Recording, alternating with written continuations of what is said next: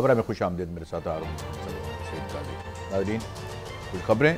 परवेज़ इलाही साहब क्या 11 जनवरी से पहले एतमाद का वोट हासिल कर लेंगे, और खान साहब जिस तरह कह रहे हैं कि वोट हासिल करने के बाद असम्बलियाँ कैसे टूट पाएंगी, क्योंकि अभी तो बयान हल्फी सुप्रीम हाई कोर्ट ने ले रखा है।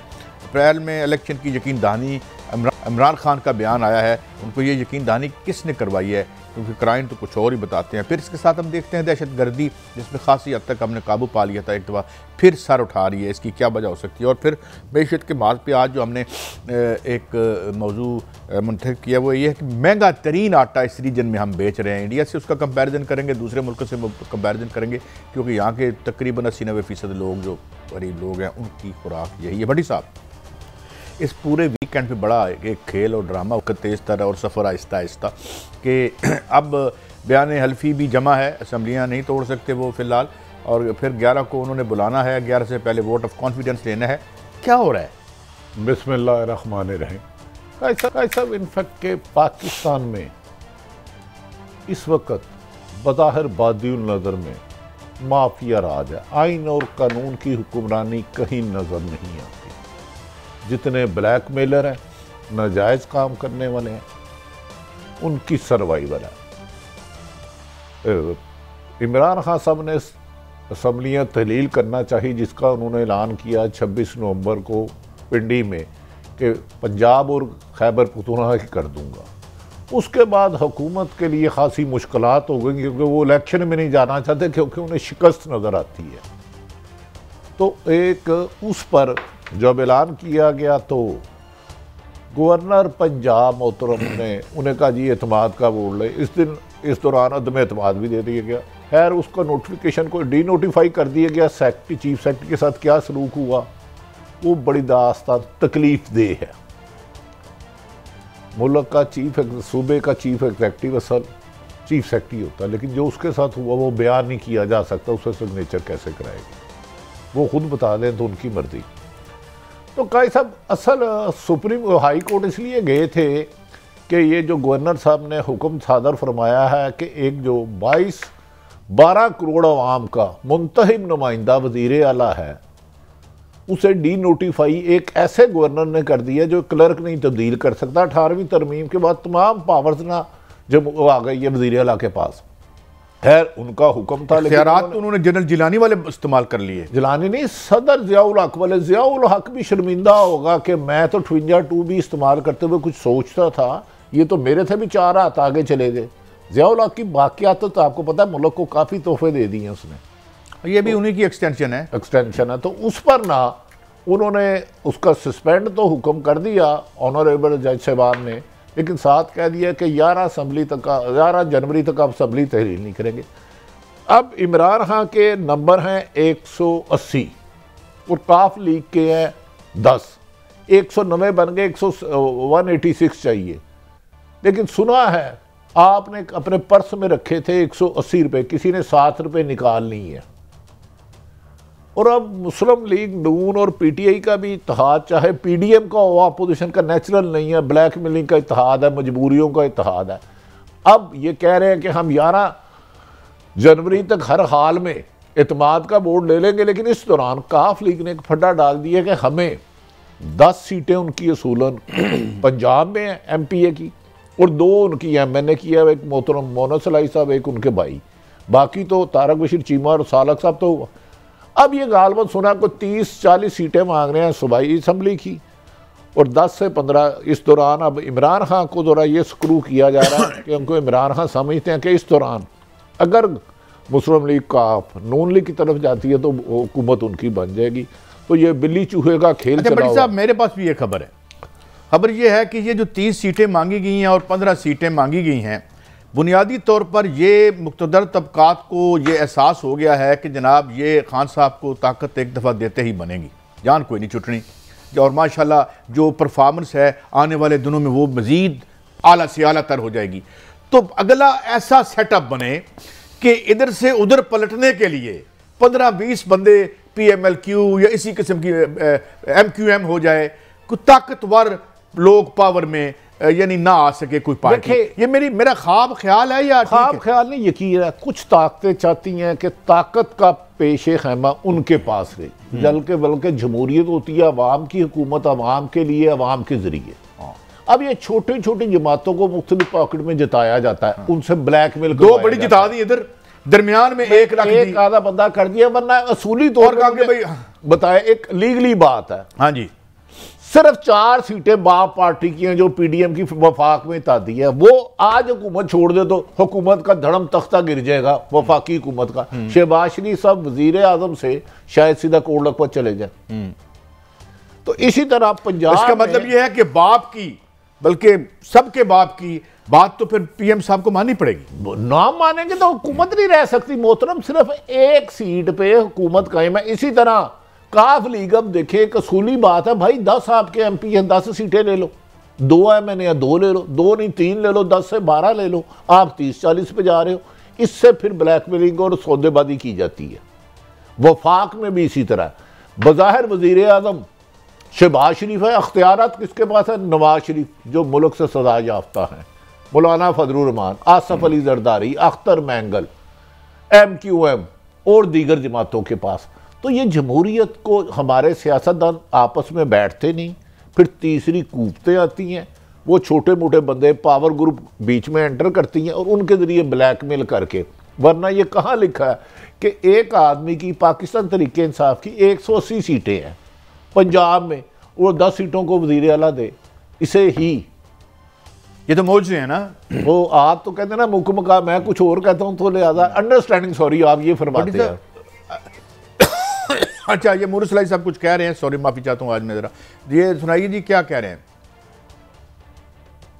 जी। अच्छा, तो भट्टी साहब ये तो बिल्कुल ऐसी है ना जिस तरह वो, मैं अब क्या पुरानी मिसालें आपको ज़िंदगी में दूं, जब वो सौदा लेने जाते थे तो बाद ना एक वो किलो या शेर के साथ एक वट्टा भी होता सी बन कर रखे है। अच्छा, वो देखिए वो डाल के तो फिर बराबर कर लेते हैं। मोहन सलाई साहब खुद फरमा रहे हैं, इस दफ़ा पोलिटिकल लोग बैठे थे, पिछली दफ़ा कोई और थे, वो तीसरा कौन था? शहीद अरशद शरीफ, यही बता दें, मोहन साहब को बताना चाहिए। अरशद शरीफ ये कहता मर गया वो कौन था, और शायद हम भी ये कहते मर जाए वो कौन था। बड़ी बदकिस्मती है, बड़ी बदकिस्मती है। 2018 के इलेक्शन का कुछ मैं आई विटनेस हूँ। अच्छा, ये सीट एडजस्टमेंट खान साहब मान लेंगे? देखिए, इसका मतलब है कि आइंदा आने वाले इलेक्शन में भी खान साहब को फिर इनकी कंसिडरेशंस होंगी, हाथ पांव बंधे होंगे। वो खान साहब को उन्हें पता है, अगर इमरान खान फ्री हैंड से आ गया 2/3 मेजोरिटी से, जो बादियुल नज़र में लग रहा है, कल क्या होगा गैब का इल्म तो अल्लाह ताला की ज़ात पाक के पास है ना, हमारे पास तो नहीं है। तो वो बहुत सारी कानून साजी करेंगे, और जो दूर बैठे मुल्क को कंट्रोल करते हैं उनको भी कंट्रोल करने की कोशिश की जाएगी कि वो आइन और कानून के दायरे में रह के अपने इख्तियारात इस्तेमाल करें। वरना मुझे बताएं, ये नेचुरल मुतालबा है काफ लीग के 10 MP हैं भाई, 10 सीटें ले लो, 12 ले लो मैक्सिमम, 2 MNA 13 ले लो, लेकिन वो 40-25 से ये है कि कल को नताइज में फिर रद्दोबदल किया जाए, 15 सीटें इसकी इसको दे दी जाए, इसकी पकड़ के इसको दे दी जाए, और फिर कोई मुस्तहकम हुकूमत ना बन सके ताकि वो अवाम के मफाद में काम ना कर सके, किसी की कहानी रहे, कोई तोड़ जोड़ कराए। बदकिस्मती है जिस मुल्क में सच कहना जुर्म हो, हलाल कमाना जुर्म हो, जहाँ माफिया राज हो, जहाँ नजर ना आने वाली ताकतें मेरी और आपकी जिंदगी के फैसले करें, खुदाई दावे करें, तो वहाँ साहब आप तो माशाल्लाह एक बड़े अमीर आदमी हैं, आपने कभी लंडे में से कोट नहीं खरीदा होगा। नहीं, मेरी सोने की काने है। मेरी बात तो मुझे आज मेरा मालक निकाल देना, 3 महीने बाद मेरा किचन नहीं चलेगा। मैंने क्या अर्ज किया, वहां होता है 3000 से कोट शुरू होता है, 250 पे सौदा हो जाता है। तो ये डेमोक्रेसी भी आपके लंडे का बाजार बन गई है और कुछ नहीं है। और लंडे के बाजार में भी इज्जतदार खरीदार जाते हैं, हलाल के पैसों से जाते हैं। इधर मंडी है 20-20 करोड़ में, मेरा तो बरखुरदार अभी आया है लंदन से वसीम, ये तो मुझे कोड ले देगा। आपका क्या बनेगा? मैं तो लंडे नहीं लूंगा ना। मतलब लंडे में भी हलाल के पैसों की चीज लो, लंडे का वो भी सोना है, हराम हराम अजाब है। काजी साहब, अब सुना है PTI के मुताबिक कि 30-30, 40-40 करोड़ की बोली लग रही है। ये जमहूरियत है। यही तो कह रहा हूं, ये मंडी है, ये मंडी की जमहूरियत है। ये मंडी, यहाँ पे हर चीज बिकती है भट्टी साहब, सारे सामान बिकते हैं। अगर नहीं हर चीज का मूल लगता है। काजी साहब, नहीं मिलता तो इंसाफ नहीं मिलता, नहीं मिलता तो सच नहीं मिलता। नहीं मिलता तो मुंह ना खुलवाएं, हक नहीं मिलता। पता नहीं उसकी भी कोई। चलें हमजा शहबाज साहब की बात करते हैं। 5 जनवरी को तशरीफ पर ला रहे हैं कि खैरियत। देखिए, बज़ाहिर बादियुल नज़र में जो मैंने कहा है ना, इमरान खान साहब और काफ लीग बाजिद हैं कि हम इत्माद का वोट ले लेंगे। कुछ इतलात ऐसी हैं कि इमरान खान साहब खुद कहते हैं कि उनकी ख़वातीन MPA से मान गई तो उन्होंने कहा जी हमें नामालूम फ़ोन आ रहे हैं। 6-7 बंदे, कुछ लोग कोशिश करेंगे, पूरी होती या नहीं होती गैब का इल्म मेरे पास नहीं है। अगर वो 6-7 बंदे यानी कि 186 PTI और काफ लीग नहीं करती तो इत्माद का वोट नहीं होगा। अब सारा ये बेस उस पर करें, अब हमें उसका इंतज़ार करना होगा। बज़ाहिर आइनी और कानूनी तरीके से PTI और काफ लीग के 186 नंबर पूरे हैं। अगर इनके खिलाफ कोई वोट अपनी पार्टी पॉलिसी के खिलाफ नहीं जाता है, सुप्रीम कोर्ट का हुक्म आ चुका है कि वो नाअहल हो जाएगा। लेकिन अब ये कह रहे हैं साहब एक वाकयात का तसलसल है, इसमें मैं कोई कमेंट नहीं कर रहा। एक मैं इसी हवाले से बात कर रहा हूँ। एक ऑर्डर आया कि यहाँ कैबिनेट डिसॉल्व हो गई है। अगले दिन हम रात को, आधी रात को इंतहाई यानी एफिशिएंसी दिखाते हुए जो हमारे चीफ सेक्रेटरी साहब ने नोटिफिकेशन कर दिया। उसके बाद हम अदालत में चले जाते हैं। अदालत कहती है कि यह गैर आईनी था। इस अगर सेट असाइड करने का मतलब यह है कि बलीगुर रहमान साहब ये नहीं कर सकते थे। अच्छा, लेकिन साथ ही अदालत ने अपनी उनकी दानिश और अपनी बिसात में कहा कि जी ये भी हमें नोट दे दें। ये वाकयात की चेन और इवेंट है, इससे कोई मतलब निकलता है? मतलब निकलता है। आप बहुत डर के कह रहे हैं, मुझे मरवाने के चक्कर में है। दफा करें ना, फिर रहने नहीं, कोई अल्लाह मैंने तो चेन ऑफ इवेंट्स बताया। मौत से पहले तो नहीं ना कोई मरता। फैसला कुछ लोगों ने किया है किसी कीमत पे इमरान खान को नए इलेक्शन नहीं देने हैं, तो इमरान खान को उससे पहले नाअहल भी कराना है और जेल भी करवानी है। ये कुछ लोगों का ख्याल है, होता है पूरा नहीं होता। मैं सिर्फ आज इस वक्त तक की बात कर रहा हूँ। काजी साहब, इमरान खान साहब मेरी समझ से बाहर है। उन्हें अप्रैल में किसने कह दिया? मेरी इतलात इसके बिल्कुल बरक्स है। जिस तरह, हाँ, ये इस खबर पे आ जाते हैं, सेकंड खबर पे। अप्रैल में मेरी समझ नामुमकिन है। अगर 11 जनवरी तक तो अदालत ने हुक्म फरमाया है आप पेश हो, अटॉर्नी जनरल को नोटिस किया गया, 15-20 दिन और केस चल जाता है। 20 मार्च या 22 मार्च को रोजे इलेक्शन हो ही नहीं सकते। आगे अप्रैल साला रोजे होगा। अब इमरान खान साहब की अगर बैकडोर कहीं राब्ते हो रहे हैं तो मेरे इल्म में नहीं। मेरी नज़र में मौजूदा PDM की हुकूमत चाहे आइन को पांव तले रोंदे, चाहे कानून को नज़रअंदाज करे, चाहे गिरफ्तार करे, चाहे इंतकामी कार्रवाई करे, उन्हें पता है अगर इलेक्शन में जाते हैं तो इमरान खान आराम से जीत जाएंगे। अब उसमें कोई वजह ही नहीं कि ना जीते। बज़ाहिर आज तक के हालात के मुताबिक 186 वोट इनके 190 दोनों के बनते हैं। किस बेस पे ये लगे हुए हैं कि एतमाद का वो बेस आपको भी पता है और मुझे भी पता है। पहले खान साहब का एक शॉट सुनते हैं और फिर आगे बढ़ते हैं। सुनाओ जी। अच्छा भट्टी साहब, ये जिस दिन हमारी और आपकी मुलाकात भी हुई थी और हमने आगे प्रोग्राम में ये बात भी की थी, खान साहब के पास खबर कोई नहीं है। उनका ये मानना है या उनका एक ये जिसे गवेड़ कहते हैं कि जनाब इकॉनमी इनको पुश करके मजबूर कर दे। देखिए, माफ़ी चाहता हूँ, इमरान खान साहब की अपनी ख्वाहिश, अपनी इंफॉर्मेशन होगी और हमसे बेहतर होगी। मैं आपको यकीन से कह रहा हूँ इलेक्शन नज़र नहीं आ रहे आज इस वक्त तक। समझ में नहीं आती। इकॉनमी तो आप डिफॉल्ट अमलन हो चुके हैं। डिफॉल्ट होना क्या है, कोई रॉकेट साइंस नहीं है। जब बैरून मुल्क से जो आप कर्जे लेते हैं वक्त पे अदा नहीं कर सकते, रीशेड्यूल कराते रहते हैं। आपके मुल्क में डॉलर 125-26 का, 226 का, 226 ले दो मैंने, मैं उधार लेके ले 260 में नहीं मिल रहा।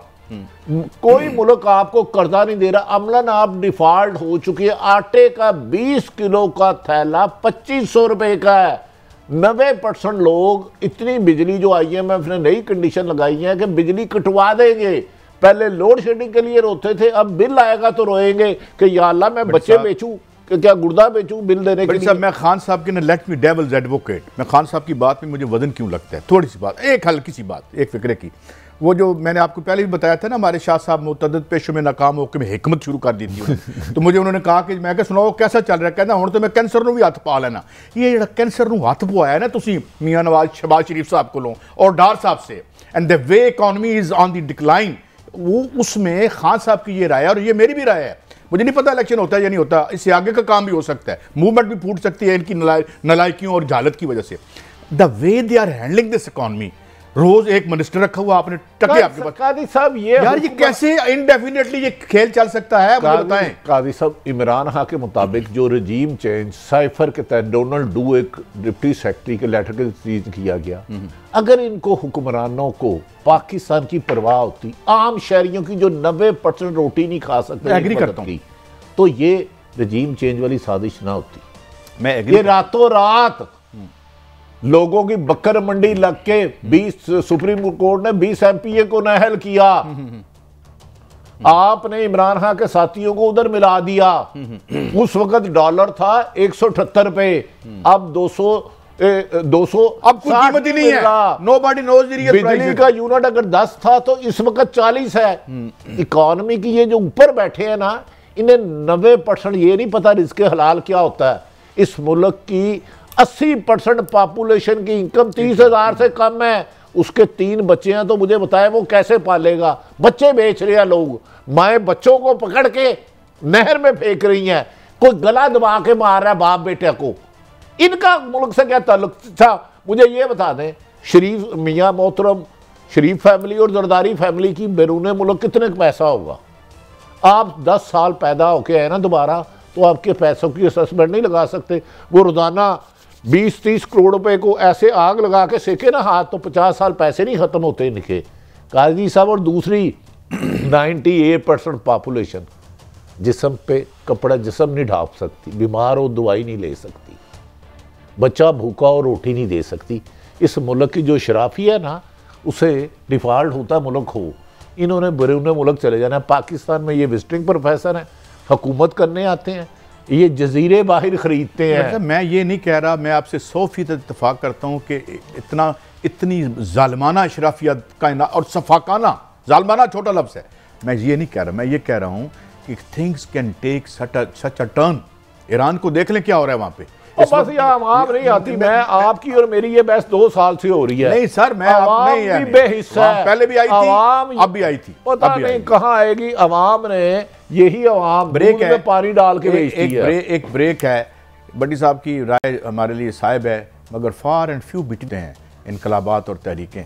मगर ये सब कुछ जो हो रहा है वो किसी रियल इनकलाब और तहरीक की तख्लीक का मुझे काम लगता है, कॉन्शियसली और अनकॉन्शियसली। और खान साहब ने तो अभी इसको अरेस्ट करके रखा हुआ है, मगर खान साहब का ये एहसान आज की हुक्मरान अशराफिया नहीं मानेगी।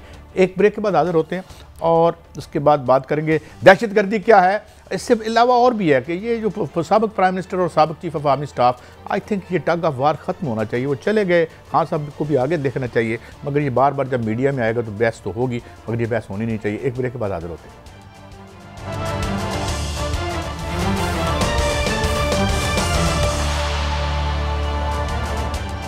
Welcome back. अच्छा बड्डी साहब, पीछे एक शुरू हुआ था सिलसिला, बाद में उसमें कमी आ गई, तो मैंने कहा ठीक है, जो लोग भी अपने ऑफिस से चले गए। जो बाजवा साहब ने आखिरी तकरीर की थी, उन्होंने कहा था कि हमें गालबन हमने 2020 से या 21 से हमने जो है कोई किसी किस्म की मुदाखलत ना करने का फैसला किया, और उसको हमने अप्रिशिएट भी किया था। लेकिन फिर खान साहब और ये दोबारा बहस क्यों आ जाती है? ज़रा सुनिए खान साहब क्या कह रहे हैं। अच्छा, मोहम्मद अहमद खान साहब हमारे दोस्त हैं और जो मशीर भी रहे और पंजाब में भी और फिर सेंटर में भी हैं। ज़रा गौर सुनिए वो क्या कह रहे हैं। अच्छा बड्डी साहब, मुझे अब आप एक बात बताएं। मोहम्मद अहमद खान साहब बाहर के पड़े हुए आदमी हैं, ये इससे बड़ी डिससर्विस कोई हो सकती है कि जी ये मान रहे हैं कि उनको नहीं दिलवाया, इनको दिलवाया है, तो ये कह रहे हैं मैं उनका बड़ा करीबी दोस्त हूँ। अच्छा सर, तो इसका क्या मतलब है? नंबर 1 तो इन्होंने फरमाया जनरल बाजवा साहब से मेरी बहुत ज़्यादा इनकी नहीं है, इनकी किसी से बरासत है। दूसरा, बड़ी बदकिस्मती है, बड़ी तकलीफ दे बात है जो इन्होंने फरमाई। इन्होंने एक पाकिस्तान के सबसे मजबूत अदारे एस्टेब्लिशमेंट आर्मी चीफ पर आज चार्जशीट कर दिया है। मैं में कहूँगा इन्होंने अंदाजा ही नहीं, इन्होंने जितना ये खुद बहुत ये पढ़ा हुआ है, पढ़े लिखे आदमी। मुझे पता है जितना पढ़ा है, कसूर से रहते हैं, मेरे भी काबिल एहतराम है, लेकिन इन्होंने जितना बड़ी चार्जशीट उन्होंने कहा कि हम सियासत में नहीं है, चार्जशीट कर दी एक साबिक आर्मी चीफ पर, ये इंसल्ट की है उन्होंने। ये अच्छे न्याजमंद है, कहते हैं इन्होंने इमरान खान को एनआरओ दिया, मैं उसकी गारंटी देता हूँ, कोड ऑफ लॉ में भी कहूँगा। ओ भाई, जो तुम्हें एनआरओ मिला 9 अप्रैल को, तो पूरी दुनिया को पता है। इस बयान के बाद अगर मौजूदा वज़ीर आज़म इसकी इन्वेस्टिगेशन नहीं कराते, मोहतरम शहबाज शरीफ साहब के बकौल उनके एडवाइज़र के मलक अहमद खान साहब के, कि वो गारंटी दे रहे हैं कि उनके सामने एनआरओ दिया, उसको 2 घर कराए, तो आइन और कानून की पामाली इससे ज़्यादा कोई नहीं होगी। फिर आइन से आर्टिकल 6 निकाल दे। देखें, एक आर्मी चीफ का ये काम नहीं है किसी भी सियासतदान को या किसी भी सहाबी को एनआरओ दे, लेकिन ये तो उनका घर का बंदा बकौल दावा, मेरे ख्याल में डायरेक्ट इनके वाकफ नहीं है, इनका कोई और जानने वाला, उनके ज़रिए ये उनके तक पहुँचे कमर जावेद बाजवा साहब के साथ। और कुछ खबरें जो इमरान खान कह रही थी कि शहबाज शरीफ की डील में भी, ये कुछ खबरें हैं जो मैं आई विटनेस तो नहीं हूँ, मलक अहमद खान साहब के जरिए हुई नून लीग की डील और पीटीआई का एनआरओ ये मान चुके हैं। इसके बाद भी अदालतें अगर सो मोटो ना लें, अगर अदारे अपना काम ना करें, फिर मैं और आप इंसाफ के लिए किस दर पे जाए? मुझे बता देना कादी साहब, नहीं तुराब साहब, आप मलक अहमद खान साहब का दोबारा चलाएं, मैं इत्तफाक है सुन नहीं चुका। नहीं, ये पहले बहुत से चैनल्स पे चल चुका है और ये एक प्रोग्राम में भी चला है। यार हम ऑन कर रहे हैं ना भाई, उनका बयान चला रहे हैं, खुदा ना खास्ता मैं इल्जाम तो नहीं लगा रहा, आप क्यों वो लगा रहे हैं खान साहब। मलक अहमद खान साहब जो प्राइम मिनिस्टर शहबाज शरीफ के एडवाइजर हैं, जरा दोबारा सुनाए इतराफे जुर्म और चार्जशीट आज तक किसी अदारे पर किसी ने ऐसे नहीं की जो मोहतरम मलिक साहब ने कर दी है। मैं हैरान हूं। चलें जी, भट्टी साहब कोई नहीं हो रहा, कोई इंक्वायरी नहीं हो रही। सुने जी। अच्छा काजी साहब, आप मेरे से सीनियर हैं, मेरी थोड़ी सी रहनुमाई करें। आपने अब ईमानदारी से करनी है। उन्होंने कहा मेरी दोस्ती थी, मेरी इन्फॉर्मेशन के मुताबिक यह ना कमर जावेद बाजवा साहब के क्लास फेलो हैं, ना उनके मोहल्ले में रहे हैं, ना इकट्ठे पले बड़े हैं। हम इस दास्तान को भी छोड़ देते हैं। उन्होंने कहा मेरी उनसे दोस्ती थी, ठीक, क्लास फेलो भी नहीं है, एक मोहल्ले में भी नहीं रहे, एक गांव में भी नहीं रहे, दोस्ती कैसे हुई हम उस तरफ नहीं जाते। उन्होंने कहा मैं शहादत देता हूं कि बाजवा साहब ने इमरान खान को एनआरओ दिया और सबूत पेश करूंगा, लफ्ज़ है साथ सबूत, घर का केस, कौन सा एनआरओ दिया, किसने जाके कमर जावेद बाजवा साहब को कागजात दिए। इससे बड़ी चार्जशीट आपने कभी सुनी है? नेवर। ये हुकूमती एडवाइजर कह रहे हैं प्राइम मिनिस्टर साहब के, क्योंकि ये अपोजिशन नहीं कह रही, अपोजिशन इल्जाम लगाती है आपकी उनसे बनती नहीं, ये तो कह रहे हैं मेरी दोस्ती है। वो दोस्ती भाई, ना आप इकट्ठे एक मोहल्ले में पैदा हुए, ना एक मोहल्ले में जवान हुए, ना आप क्लास फेलो रहे, ना दूर भारत के रिश्तेदार हैं, लेकिन आपकी सारी बातें मान लेते हैं। आपने तो कमर जावेद बाजवा साहब का नुकसान इमरान खान से 100 गुना ज़्यादा कर दिया, क्योंकि आप इस वक्त हुकूमत में हैं और किसी भी सरकारी अफसर को ये इख्तियार नहीं मिलता कि मैंने अगर कोई जुर्म किया है तो उसमें मेरी मावरत मदद करके मुझे बेगुनाह कराए। हम तो कहते हैं ना उन्होंने एनआरओ इमरान खान को दिया, ना उन्होंने हम चले ना दिया जी इनको अपना।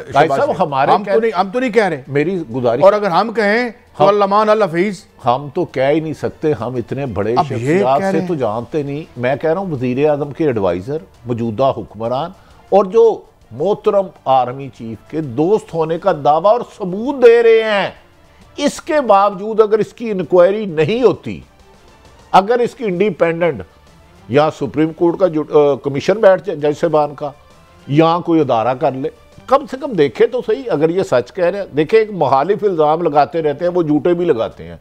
इमरान खान चलो सही नहीं कहते होंगे कि जी मेरी हुकूमत गिराई, ये तो उस साहब का दोस्ती का दावा भर रहे हैं, न्याजमंदी है वो, ये जीव न्याजमंदी है कि आपने चार्जशीट कर दी कि उन्होंने इन्हें एनआरओ दिया, मेरे पास सबूत, और फिर एक लॉ एक्सपर्ट और वेरी सेंसिबल मैन। बहरहाल जल्ले भट्टी साहब, हमने तो इस पे बात कर ली है, बहुत नहीं बात कर लिया। डू यू थिंक इस पे इन्वेस्टिगेशन नहीं होनी चाहिए? से इन्वेस्टिगेशन होनी है भट्टी साहब? तो फिर कादी साहब कोट लखपत जेलें, पंजाब पाकिस्तान की जेलों के दरवाजे खोल दें। है कि तमाम गरीब जिन्होंने रोटी चोरी की है कह रहा हूं, उनके लिए दरवाजे खोल दे, उन्हें सजाएं ना दे खुदा के वास्ते। अगर ताकतवर के लिए मुल्क और है,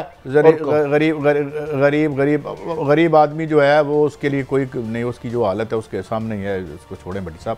मगर सवाल ये है कि when we are talking on TV, और जब हम इतने बड़े ओहदे पर भी बैठे हों तो कम से कम चीज़ों की लीगल इम्प्लीकेशन तो पता ही होनी चाहिए। मगर आई डोंट नो, बहरहाल इसको वो डिफेंस समझते हैं या ऑफेंस समझते हैं।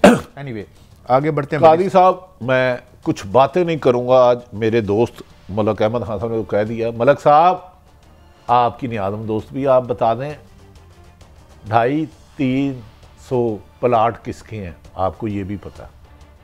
पिछले दिनों में एक बहुत महंगी प्रॉपर्टी बिकी है DHA में, आप वो भी बता दें, क्योंकि आप कानून और अखलाकियात शायद आपकी गिरफ्त ना ले सके। हम कमज़ोर आदमी हैं, हम सच भी कहेंगे तो लोगों को बुरा लगेगा। आप जो भी कहेंगे तो बता दें हमें प्लीज़। समझते गए हो ना तुसी हुक्का कौन पींदा है, कित्थे पींदा है। चलें बड़ी साहब, काफ़ी है ये अभी। अच्छा हुक्का सानू पै जे मुक्का नहीं, चलें मलिक साहब, अगर कोई आपके पास खबर है। और नहीं, मैं नहीं, मलक साहब से मैं रहनुमाई लेना चाह रहा हूं, क्योंकि उन्होंने आज, मुझे नहीं था पता उनकी इतनी कुर्बत है। मैं तो समझा था कि वैसे चलो सलाम दुआ होगी चलते फिरते, लेकिन मलक साहब 250-300 प्लाट लाहौर और 2-3 जजीरे, ये भी ऐसे ही कभी बता दें अगर हैं। हो सकता है किसी के पास 2.5-3 मरले ना हो, हमें तो एक कब्र की जगह चाहिए। जिनके पास इतने भी हैं या नहीं है। ये ज़रा सुने खान साहब के एक शॉर्ट सुनवाना आपको। अच्छा भट्टी साहब, ये बात तो इनकी ठीक है, क्योंकि जो एक ISI इंटरनल सिक्योरिटी भी है और एक्सटर्नल सिक्योरिटी फाइनेंशियल होती है। और अगर यहाँ से डॉलर थोक के साहब, ये आज की खबर नहीं है, मैंने पीपल्स पार्टी के दौर में उस वक्त के स्टेट बैंक के गवर्नर की मैंने अभी कोट करता हूँ, डान में अभी भी है, उस वक्त उन्होंने कहा था कि $25 मिलियन डेली पाकिस्तान के एयरपोर्टों से बाहर जा रहे हैं। ये तब की बात है जब पीपल्स पार्टी की हुकूमत थी, और ये उसकी बात है। तो ये तो बात इनकी ठीक है, अगर ये रोकना, अगर इनको इस कायद साहब, मैं नहायत अदब एहतराम से, ISI का एक और रोल है। FIA को गोली मार दो, FIA एयरपोर्टों पर तैनात होती है, कस्टम को गोली मार दो, वो एयरपोर्टों पे तैनात होती है, हर सरहदों पे जहां मुल्क से दूसरे मुल्क में क्रॉस करना है, तो ये सारे इदारे बंद कर दो। हाँ, वो जो इंस्पेक्टर था अयान अली का, वो बेचारा कहाँ दफन हुआ? उस बेचारे ने अयान अली के पैसे पकड़ लिए, प्रोटोकॉल अफसर थोड़ा सा पीछे हो गया, उसको कत्ल कर दिया गया। आज तक उसके यतीम बच्चों को बाप का कातिल नहीं मिला काजी साहब। और वो जो अरबों रुपया बाहर या करोड़ों रुपया जा रहा था, वो कहाँ गया नहीं पता। आप अपने इदारे मजबूत करें, उसमें कॉम्पिटेंट ऑनेस्ट हार्ड वर्कर लोगों को तैनात करें। अगर कोई पैसा बाहर ले जा रहा, फालतू पैसा ना, आराम का है ना, अगर लीगल तरीके से ले जाए तो बैंकिंग ठीक है, लेकिन अगर नजायज ले जा रहा है तो फिर भाई FIA, अगर आप पुलिस के इनकम टैक्स, आप MNAs को कोटा दे देते हैं इंस्पेक्टरों का, जहां दिया गया है इंस्पेक्टर ला लो तो फिर ठीक हो जाएगा ना। देखे बर्बाद कर दिया हमें। कादी साहब, जिस मुल्क में आइन और कानून की हुक्मरानी नहीं होगी वहां माफिया मजबूत होगा। लिख लें गाली, यहाँ पे भी 1, 2 या 2.5 खानदानों की हुक्मरानी को दवाम देने के लिए वारदात और 2 नंबरी होएगी, फिर बेगिंग बाउल होगा और हम पूरी जो इंटरनेशनल कम्युनिटी में जलील हो रहे होंगे। ये हुआ है। इमरान खान साहब की भी हुकूमत 3.5 साल रही, उनका काम था ना, उन्होंने भी काम पूरा नहीं किया। हो रही है, डॉलर नजायज तरीके से, हाँ, बिल्कुल करना चाहिए। ये हुकूमतों की जिम्मेदारी है यार। फौज पे आप, इंडिया जैसा मकार मुल्क आपके साथ है, एक ब्रेक है, एक दहशतगर्दी अरूज पे है। क्विक ब्रेक है, ब्रेकिंग आ गई है, एक ब्रेक, इस ब्रेक होता है।